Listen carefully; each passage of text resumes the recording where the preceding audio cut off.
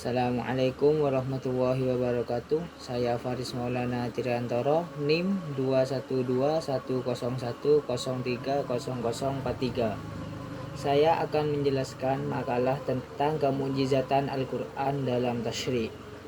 Tak kalah menakjubkan lagi ketika Al-Quran berbicara tentang hukum tasyri', baik yang bersifat individu, sosial, pidana, ekonomi, serta politik dan ibadah.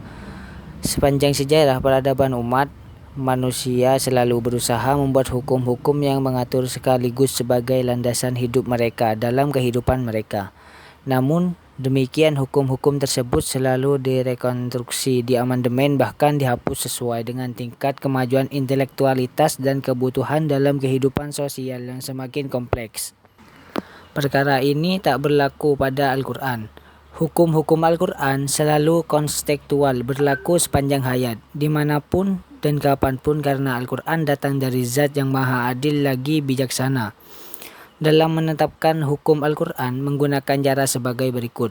Pertama, secara mujmal. Cara ini digunakan dalam banyak urusan ibadah, yaitu dengan menerapkan pokok-pokok hukum saja.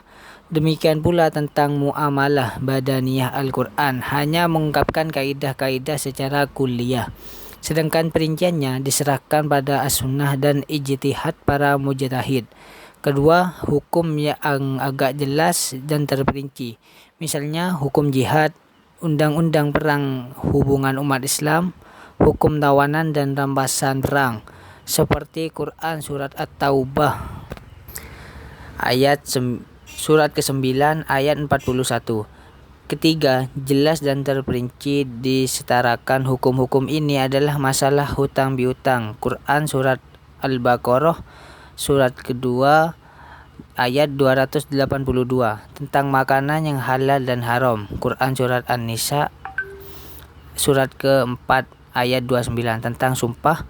Quran Surat An-Nahl tentang perintah memelihara kehormatan wanita. Di antara Quran Surat Al-Lahab Surat ke-33 ayat 59. Dan perkawinan. Quran Surat An-Nisa Surat ke-4 ayat 22. Dari segi penjelasannya terhadap hukum, ada beberapa cara yang digunakan Al-Quran, yaitu yang pertama secara juz'i atau terperinci. Maksudnya, Al-Quran menjelaskan secara terperinci. Allah dalam Al-Quran memberikan penjelasan secara lengkap sehingga dapat dilaksanakan menurut apa adanya, meskipun tidak dijelaskan Nabi dengan sesuai sunnahnya. Umpamanya, ayat-ayat tentang kewarisan yang terdapat dalam Surat An-Nisa Surat ke-4 ayat 11 dan 12. Tentang sanksi terhadap kejahatan zina dalam Surat An-Nur Surat ke-24 ayat ke-4.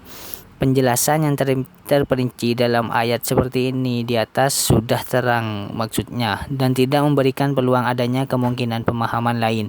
Dari segi kejelasan arti ayat tersebut termasuk ayat muhkamat.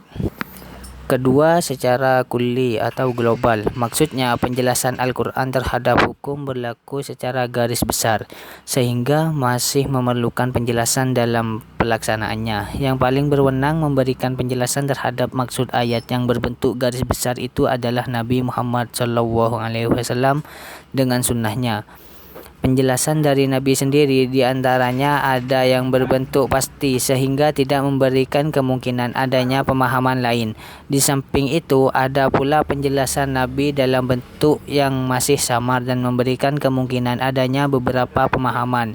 Yang ketiga, secara isyarah. Al-Quran memberikan penjelasan terhadap apa yang secara lahir disebutkan di dalamnya dalam bentuk penjelasan secara isyarat. Di samping itu juga memberikan pengertian secara isyarat kepada maksud lain.